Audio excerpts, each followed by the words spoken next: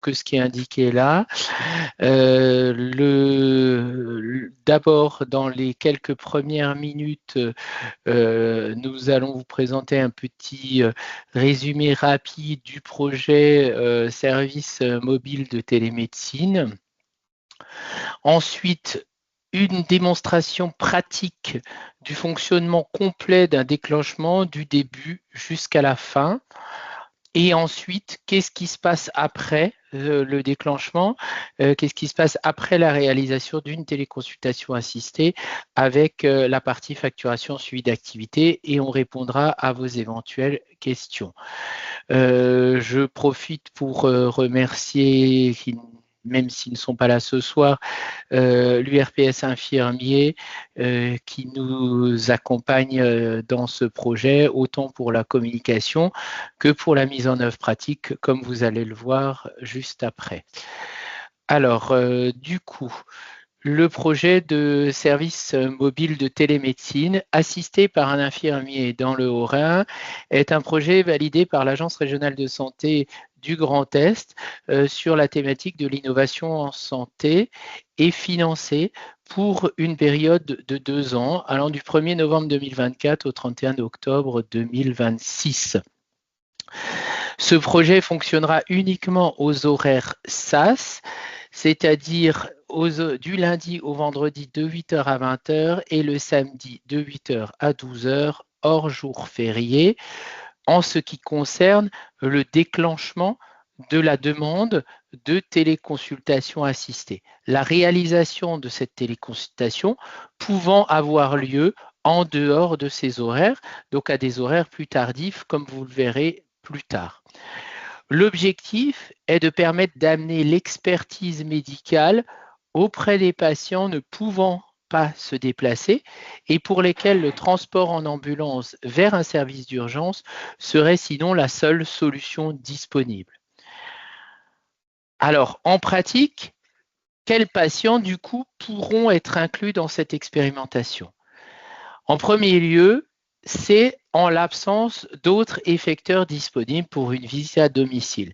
Donc, bien entendu, sur les secteurs où des visites sont effectuées, que ce soit par le médecin traitant, par un médecin effecteur SAS ou par SOS médecin, par exemple, sur son secteur d'intervention, la visite médicale à domicile sera priorisée et l'effection mobile ne pourra pas, la téléconsultation assistée SMT ne pourra pas être demandée.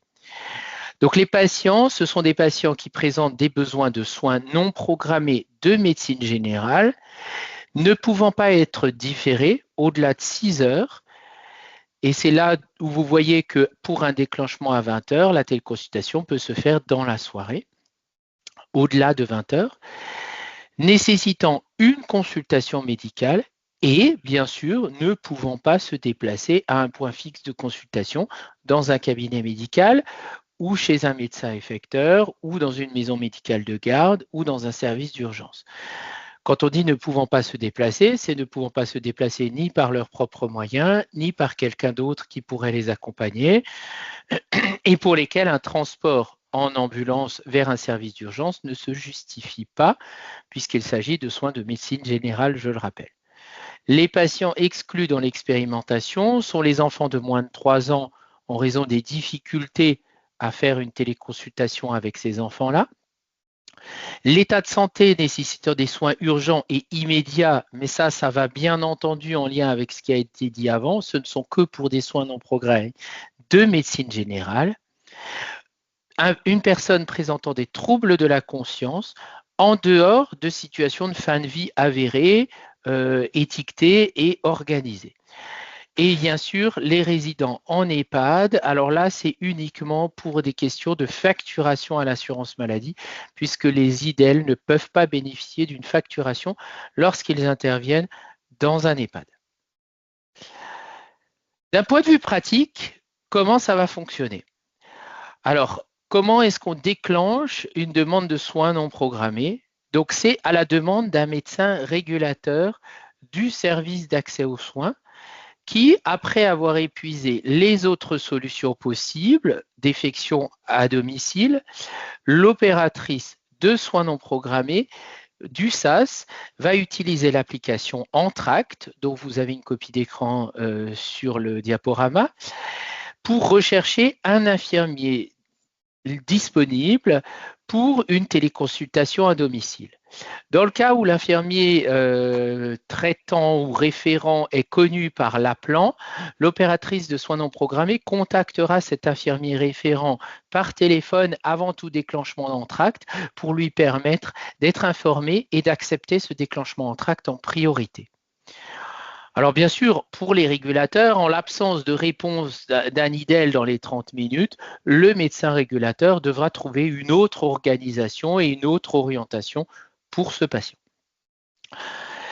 Les IDEL acceptant la mission seront contactés par l'OSNP par téléphone pour convenir avec eux l'heure de passage chez le patient pour pouvoir effectuer cette téléconsultation en tout état de cause dans les 6 heures après le déclenchement de la demande.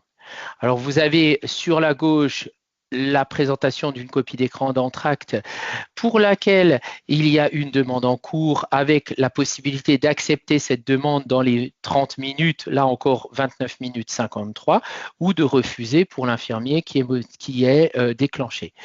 Et à droite en bas, l'acceptation de l'alerte avec le bouton de confirmation. Comment ça se passe ensuite une fois qu'un infirmier a accepté? Lorsqu'un infirmier a accepté, j'ai de l'écho. Alors, lorsqu'un infirmier a accepté la téléconsultation, l'opératrice de soins non programmés va partir à la recherche d'un médecin téléconsultant en respectant l'ordre suivant qui est indiqué à l'écran. Donc, en premier lieu, bien sûr, le médecin traitant du patient sera sollicité pour cette téléconsultation. Ensuite, un médecin effecteur SAS habituel, les médecins qui répondent et qui proposent des consultations à qui on proposera spontanément de faire une téléconsultation en lieu et place d'une consultation SAS. Ensuite, un médecin de garde éventuellement du secteur s'il est disponible dans les 6 heures. Ensuite, SOS médecin 68. Et enfin, un service spécialisé de téléconsultation qui s'appelle Télémédical Solutions et qui est basé en Champagne-Ardenne, mais qui est autorisé à effectuer des téléconsultations sur l'ensemble de la région Grand Est. Avec ce médecin, elle conviendra de l'horaire de réalisation de la téléconsultation en fonction des éléments indiqués par l'infirmier et indiquera au médecin le nom et le code postal du patient. Et vous le verrez, ça a une utilité après, le médecin aura besoin de ces informations-là. Ensuite, l'OSNP du SAS informe bien entendu l'infirmier libéral téléconsultant du nom et du numéro de téléphone mobile du médecin ainsi que l'horaire fixé pour cette téléconsultation. À ce moment-là, l'infirmier va pouvoir préparer un lien de téléconsultation et l'adresser au médecin et tout ça se passe dans Entracte. Donc vous avez dans l'ordre des écrans de la gauche vers la droite un Entracte habituel d'un infirmier avec en premier lieu, il suffit de cliquer sur un patient accepté et de démarrer la prise en charge de ce patient en cliquant sur le bouton maintenant pour démarrer la prise en charge. À partir de là, l'infirmier pourra créer un lien de visio en utilisant le bouton dédié dans Entracte à cet effet, qui est visible là à l'écran sous la flèche numéro 3. Et ensuite, renseigner le numéro de mobile du médecin, l'heure de téléconsultation et son numéro de téléphone pour pouvoir adresser ce lien de téléconsultation directement au médecin téléconsultant par son mobile. Donc, c'est bien l'infirmier qui crée le lien de téléconsultation. Comment ça se passe côté médecin? Le médecin reçoit le lien par un SMS que vous avez à l'écran sous le 1 avec un lien de téléconsultation sur lequel il lui suffit de cliquer. En cliquant sur ce lien, on lui demande de saisir ou le nom du patient ou le code postal du patient. le code postal est plus simple à saisir. Et ensuite, le numéro de sécurité sociale, mais qui peut être remplacé par simplement une série de chiffres 9, le 83 se mettant tout seul à la fin. Et ensuite, il arrive sur une interface, un tableau de bord, où il pourra, à l'heure venue, en l'occurrence, là, vous le voyez à l'écran, ça a été programmé pour le 20 décembre dernier à 14 heures, il pourra accéder à l'heure dite. En cliquant sur le bouton accéder à la visioconsultation, il pourra entrer en visioconsultation avec l'infirmier. Alors, à son arrivée chez le patient, avant l'heure de la visioconsultation, l'infirmier pourra préparer cette consultation-là en prenant les constantes du patient, tension, température, fréquence cardiaque, fréquence respiratoire par exemple, et pourra également récupérer éventuellement une éventuelle ordonnance du patient et fera une photo de la carte vitale du patient et pourra, de façon très simple, avec les boutons que vous voyez à l'écran sous les flèches vertes et rouges, prendre une photo et l'adresser directement au médecin qui recevra l'ensemble de ces documents directement dans le tableau de bord de la consultation avant d'entrer en visio et qu'il pourra donc regarder avant de rentrer en visioconsultation. À l'heure dite, la visioconsultation va pouvoir commencer. Côté infirmier d'abord sur la partie gauche, l'infirmier, toujours sur son interface Entract, aura simplement à cliquer sur le bouton « Démarrer la visio », puis « Entrer en visio » et il pourra à ce moment-là directement avoir sa caméra et son micro de son téléphone qui servent à faire cette visioconsultation. Pour le médecin, depuis l'interface accessible par le lien dans le SMS, en cliquant sur le bouton « Accéder à la visioconsultation », il aura directement la visio disponible et il aura directement la vue et le son avec le patient, avec l'infirmier, qui se trouve au chevet du patient. Voilà un peu un exemple d'écran de visioconsultation. Voilà à quoi ça ressemble, cet écran. Et le médecin, au cours de la visio, va également pouvoir envoyer éventuellement des documents à l'infirmier, en l'occurrence surtout des ordonnances, soit une prescription de traitement, soit une prescription de soins pour l'infirmier, en cliquant de façon très simple sur le trombone qui se trouve sous la flèche verte et en choisissant un fichier qui est disponible soit sur son ordinateur, soit sur son téléphone portable et l'infirmier reçoit ce document directement dans son interface Entract. Voilà pour le fonctionnement et à la fin de la consultation, bien sûr, on coupe la visio. Après la téléconsultation, comment ça se passe côté médecin? Le médecin téléconsultant aura l'obligation, et ça c'est valable pour toute téléconsultation, pas uniquement les téléconsultations assistées dans le cadre du projet SMT, le médecin a l'obligation de renseigner un compte-rendu de téléconsultation dans le DMP du patient, soit via son logiciel métier ou en se connectant sur l'interface dmp.fr et avec le numéro de sécu du patient en accédant au DMP pour y insérer le document, le compte-rendu de sa téléconsultation. Le médecin pourra à ce moment-là facturer en mode dégradé l'acte de téléconsultation et la majoration de soins non programmés pour un total de 40 €. En cas de ticket modérateur à régler, donc pour les patients qui ne seraient ni en C2S, ni en ALD, ni en invalidité, le médecin pourra adresser à sa convenance une facture au patient, par exemple un lien de paiement CB en ligne ou toute autre facture qu'il souhaiterait adresser au patient. Pour l'infirmier, après la téléconsultation, plusieurs choses s'offrent à lui. Premièrement, l'infirmier est autorisé à éventuellement réaliser des actes prescrits par le médecin, bien sûr si c'est l'IDEL habituel sans aucun problème, ou alors s'il n'est pas l'IDEL habituel du patient, il peut le faire si l'IDEL habituel ne peut pas réaliser le soin one shot, le soin du jour, dans le délai indiqué par le médecin consultant. Et bien sûr, si le patient dispose du matériel nécessaire ou si l'infirmier dispose du matériel nécessaire. L'ordonnance pour le matériel et pour la réalisation de l'acte pourra être adressée par le médecin téléconsultant via le bouton trombone que vous avez vu tout à l'heure. Concernant l'infirmier, il va facturer à l'issue de la téléconsultation son acte de téléconsultation qui va différer s'il s'agit d'un acte isolé, uniquement téléconsultation sans acte infirmier associé, ou un acte de téléconsultation associé à un acte infirmier complémentaire, un pansement par exemple, un sondage urinaire également. Et en complément de cette facturation-là, faite de manière tout à fait conventionnelle par l'infirmier, il touchera de manière automatisée par l'URPS infirmier une indemnité de 27 € par déclenchement qui est financée dans le cadre de cette expérimentation par des fonds de l'Agence régionale de santé. Donc ceci sera versé de manière mensuelle ou trimestrielle en fonction de l'activité de l'infirmier, directement à l'infirmier sur son compte via un virement bancaire. Voilà, l'ensemble de la présentation est déjà terminé. Vous voyez qu'on a largement respecté on a été beaucoup plus court que les délais qui avaient été annoncés dans le début de la présentation.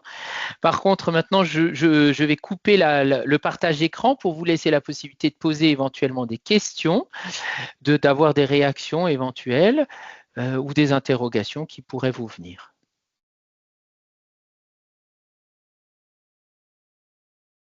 C'est souvent la première question qui est la plus compliquée à poser. Alors, s'il n'y en a pas, ça fera peut-être venir des questions.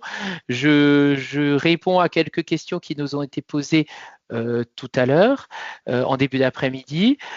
Concernant la facturation par les infirmiers, donc c'est automatisé, c'est l'URPS infirmier qui le fait et qui le fera de façon automatisée par une extraction de base de données en provenance des outils validant la téléconsultation. Donc ça, il n'y a rien à faire de particulier pour l'infirmier. Concernant les pathologies qui seront prises en charge, il s'agit bien de soins de médecine générale, donc de demandes pour des patients pour lesquels il y a un soin aigu, une pathologie aiguë, et non pas pour un suivi chronique ou pour interférer avec la prise en charge des infirmiers habituels du patient. Donc l'infirmier peut tout à fait intervenir chez ce patient-là, alors même qu'il y a un infirmier habituel qui prend en charge le patient. Est-ce qu'il y a ça a amené éventuellement des questions supplémentaires? Actuellement, est-ce qu'on a déjà un pool d'infirmiers libéraux candidats? Alors, les infirmiers ont été sollicités par l'URPS infirmier. Il n'y a pas à s'inscrire. C'est l'ensemble des infirmiers libéraux qui seront déclenchés qui sont inscrits sur Entract, qui seront déclenchés de façon automatisée. Alors, petite précision pour les infirmiers, parce que j'ai vu qu'il y a des infirmiers ce soir. Les infirmiers seront déclenchés sur le territoire d'un cercle de 10 km autour de l'adresse déclarée dans Entract. Si des infirmiers souhaitent étendre ce cercle d'intervention, il suffit d'envoyer un mail à l'adresse contact@entract.fr, je répète contact@entract.fr, et ils peuvent demander à faire étendre le cercle de déclenchement pour lequel ils seront sollicités s'ils acceptent d'intervenir sur un cercle plus large que le cercle de base de 10 km autour de leur adresse. Voilà. Et donc, l'ensemble des infirmiers seront déclenchés. Bien sûr, chaque infirmier est libre d'accepter ou de refuser à tout moment une demande. Il n'y a aucune obligation pour un infirmier de prendre en charge. Et en complément, bonsoir à tous, pour le médecin, ça a été redit aussi cet après-midi, il n'y a absolument aucun besoin d'être inscrit sur Entract. Hein. Vous l'avez vu, il suffit de cliquer sur le lien qui arrive par SMS. Donc pour le médecin, pour les médecins, il n'y a pas d'inscription nécessaire. Oui, merci de le préciser. En fait, le médecin a juste à cliquer sur un lien et la téléconsultation s'ouvre automatiquement. Il peut voir les documents proposés il peut voir les documents proposés et il peut directement derrière avoir la visio avec le patient. J'ai vu qu'il y a une question sur le chat. Dans le cadre des soins, injection, perfusion, pansement, traitement, qui s'occupe de chercher le matériel à la pharmacie? Alors là, ça dépendra de la situation. C'est une très bonne question, hein. C'est l'objet des choses qu'il faudra discuter avec le médecin lors de la téléconsultation. Bien sûr, aucune obligation pour l'infirmier d'aller chercher du matériel. Et je le répète, il s'agit de soins non programmés de médecine générale. Si tant est que l'infirmier accepte d'aller parce que, je ne sais pas, il s'agit par exemple d'une plaie aiguë, hein, je parle bien pas d'un problème d'ulcère chronique, qui là est géré bien entendu par l'infirmier habituel et qui continuera à faire les soins chez le patient, et l'intervenant de téléconsultation n'a pas à prendre le relais sur cette prise en charge-là, mais par exemple un patient qui serait tombé, qui se serait fait une dermabrasion du bras, on va dire ça, une personne âgée par exemple qui se fait démente, qui se fait une dermabrasion du bras, bien sûr si l'infirmier a le matériel sur lui ou accepte d'aller chercher le matériel et de faire le soin, il pourra sans problème le faire. S'il ne le souhaite pas, personne ne l'obligera bien entendu à le faire et ça pourrait être fait de façon différée. On le rappelle qu'on n'est pas dans des situations d'urgence, on est dans des soins qui peuvent être différés sans aucun problème jusqu'à 6 heures. Donc les soins à faire chez ce patient peuvent de la même manière être différés et donc être pris soit par l'infirmier habituel du patient, soit par l'infirmier téléconsultant s'il accepte de le faire. Mais il n'y a aucune obligation.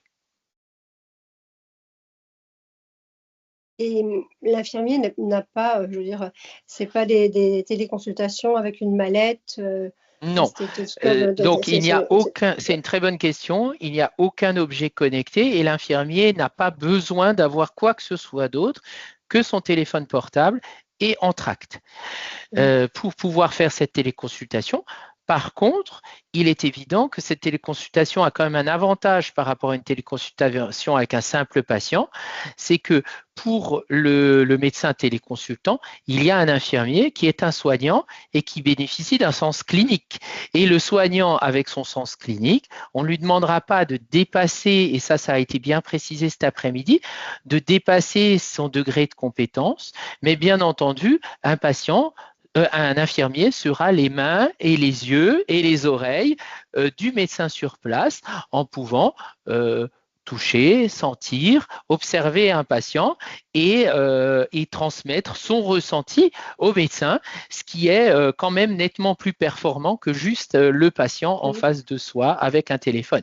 Et ce sont des professionnels de santé, des soignants, dans lesquels on peut faire confiance à leur sens clinique et je pense qu'il faut s'appuyer sur cette complémentarité médecin-infirmier du sens clinique. Bien sûr, il y a des limites et il y en aura. Il n'y a pas possibilité de faire une auscultation cardiaque ou une auscultation pulmonaire sans outil de téléconsultation, mais ça aurait été impossible puisque ça aurait restreint de façon très importante la capacité des infirmiers à intervenir puisqu'ils auraient dû être équipés éventuellement ou s'équiper, ce qui est réellement impossible. Donc dans cette première phase, il n'y a pas d'outils connectés, mais par contre, il y a le sens clinique de l'infirmier et les outils de l'infirmier. Donc il aura quand même un tensiomètre, un saturomètre, pourquoi pas un appareil à glycémie pour certains infirmiers qui pourraient avoir ça avec eux ou le patient qui peut l'avoir, hein, bien sûr. Mais voilà, l'infirmier peut quand même faire un certain nombre de choses. Et puis c'est vrai qu'un infirmier touché pour voir si une jambe est chaude, par exemple, plus chaude ou plus froide, c'est quelque chose que le sens clinique de l'infirmier peut tout à fait accompagner la consultation du médecin. Voilà. Est-ce qu'il y a d'autres… Est-ce qu'on couvre tout le territoire avec… Donc, c'est l'ensemble du département qui sera mis en place en une seule fois. Il n'y a pas de zone géographique. L'ensemble du territoire peut être mis en place. Les médecins téléconsultants n'ayant pas besoin d'être du territoire, mais bien sûr, on préférera utiliser les médecins les plus proches des patients, mais le médecin n'ayant pas besoin d'être du territoire, l'infirmier, bien sûr, on verra selon les taux de réponse des infirmières au moment convenu, quoi. Donc, pour vous préciser quand est-ce que ça débutera réellement au plus tard début février, mais de toute façon, vous aurez tous et toutes une information à nouveau, comme vous l'avez eu là par mail, vous indiquant que le projet démarre officiellement. Il reste encore 2 petits ajustements techniques à faire pour que l'ensemble du dispositif soit prêt et pour que on ne déclenche pas inutilement des infirmiers alors que derrière on ne peut pas assurer les téléconsultations de manière efficiente. Alors, y aura-t-il une indemnité de déplacement? Alors, les 27 € forfaitaires sont faits quel que soit le lieu d'intervention. Après, alors je pense que c'est Marc, je ne sais pas si c'est un infirmier, je suppose que oui. Il le confirmera peut-être dans le chat. Mais si vous êtes infirmier, vous connaissez mieux que moi votre capacité de facturation. Pour tout ce qui est de la facturation en dehors des 27 € forfaitaires, il s'agit du droit commun. Donc, il s'agit de l'acte de téléconsultation en droit commun infirmier tel que je vous l'ai présenté tout à l'heure à l'écran, donc sur la nomenclature que je ne connais pas par cœur, TLD pour les infirmiers. Donc, cet acte TLD, je ne sais pas s'il est associable ou pas à des indemnités de déplacement, mais c'est le droit commun. Donc, c'est comme une téléconsultation. La différence, c'est le forfait de 27 € pour tout déclenchement qui permet d'augmenter la valeur de l'acte de téléconsultation qui, on le sait, est trop faible pour être attractif pour un infirmier. Je ne sais pas si ça répond à la question, Marc. Je suis désolé, mais je n'ai pas plus d'infos. Il peut arriver des situations où on fait un déclenchement, mais il n'y a pas de répondant. Ça peut arriver. Il n'y aura pas forcément d'infirmier et il peut même avoir la situation aussi où il n'y aurait pas de médecin. C'est-à-dire que si ni SOS Médecin, ni Télémédical Solutions n'est disponible dans les délais compatibles avec ceux de l'infirmier, puisque c'est quand même l'infirmier au départ qui propose une plage horaire de disponibilité. Si ni l'infirmier, si aucun médecin n'est disponible pendant cette plage, on annulera la téléconsultation auprès de l'infirmier, on le préviendra, et bien sûr, il ne se déplacera pas, puisque ce sera bien entendu fait tout de suite en amont, bien avant qu'il ne se rende chez le patient. Et dans ce cas-là, ça retourne à la régulation et il faut trouver. Dans ce cas-là, ça retourne à la régulation, comme le fait de ne pas trouver d'infirmier dans les 30 premières minutes, de la même manière. Et à ce moment-là, il faut trouver autre chose, comme c'est le cas aujourd'hui, puisque en fait, ça ne changera rien par rapport au fonctionnement actuel. C'est-à-dire qu'on reviendra au fonctionnement actuel. Là, on apporte quelque chose de supplémentaire à la régulation du service d'accès aux soins et aux patients, mais finalement, s'il n'y a pas de réponse, on ne sera pas pénalisé, on ne sera juste pas mieux que ce qu'on a aujourd'hui. Et donc, on continuera à fonctionner comme on fonctionne aujourd'hui et à proposer aux patients ce que l'on peut leur proposer aujourd'hui.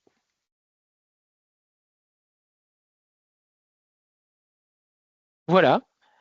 Est-ce qu'il y aurait d'autres questions? Sinon, on vous remercie. Je remercie Rachel qui était en pleine réunion et qui a accepté quand même de venir ce soir en plus. Et donc, on vous remercie tous de vous être connectés ce soir.